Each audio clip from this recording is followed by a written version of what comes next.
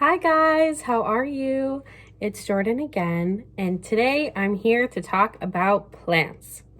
Today we're going to be talking about sexual reproduction in plants. And it's important to know that plants can reproduce in two different ways.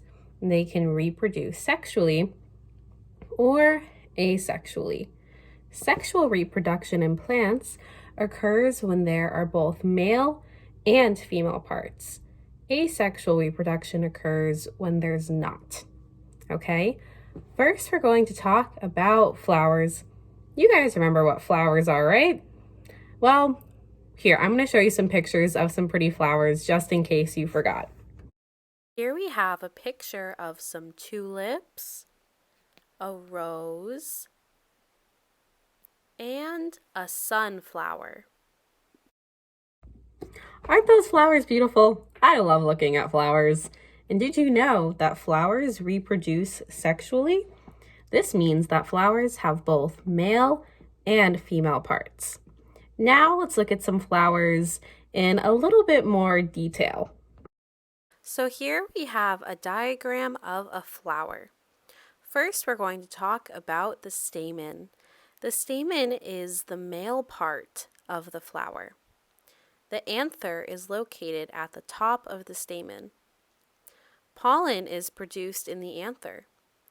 Pollen is a microscopic powder made up of small grains. Pollen is a yellow color, and sometimes it can make you sneeze. The pistil is the female part of the flower. The ovary is the wider part of the pistil. Inside the ovary are the ovules. The stigma is located at the top of the pistil. The stamen and the pistil are protected by the corolla and the calyx. The corolla is made up of the petals. The calyx is made up of the sepals, the green leaves that protect the flower. Did you guys know all of that information about flowers? I know it's a lot of new vocabulary, so make sure to pay attention and take notes, okay? Now we're going to talk about pollination. Pollination is the transfer of pollen from the anther of one flower to the stigma of another flower.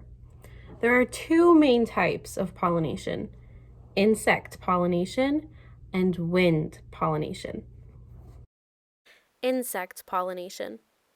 Insects are attracted to aromatic flowers with nectar. Pollen sticks to the insect. The insect carries the pollen to the stigmas of other flowers. Wind pollination. Some plants have small, unattractive flowers. They produce large quantities of pollen. The wind blows this pollen to the stigmas of other flowers. Now we're going to talk about fruit and seeds. After pollination, the fruit is formed from the ovary, and the ovules transform into seeds. The fruit has two main functions: to protect the seeds and to spread the seeds as far away as possible from the mother plant. There are different types of fruits. Some fruits, such as cherries and blackberries, are juicy and nutritious.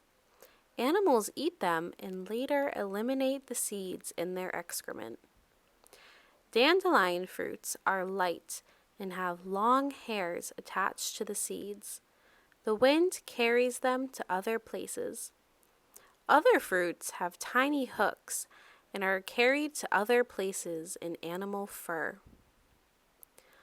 Each seed contains an embryo. The embryo is a miniature plant with a root, a stem, and a shoot. The seed also contains a food store for the embryo to start growing. Lastly, we're going to talk about germination. When the seed falls to the ground and finds moist soil and warm temperatures, germination takes place. This means the embryo begins to grow. The seed opens and the root, the stem, and the shoot come out. At first, the embryo uses nutrients from the food store. Then, the roots grow and start taking nutrients from the soil. Eventually, it will grow into a fully grown plant. Okay, guys, to summarize all of that information, there are two types of reproduction: sexual reproduction and asexual reproduction. Flowers reproduce sexually because they have male and female parts. There are two main types of pollination: insect pollination and wind pollination. After pollination, fruit and seeds are formed. Plants start to grow from seeds after germination. Okay, I hope this video helped, and I hope everyone who's watching this is safe and healthy, and I will talk to you all very soon. Bye!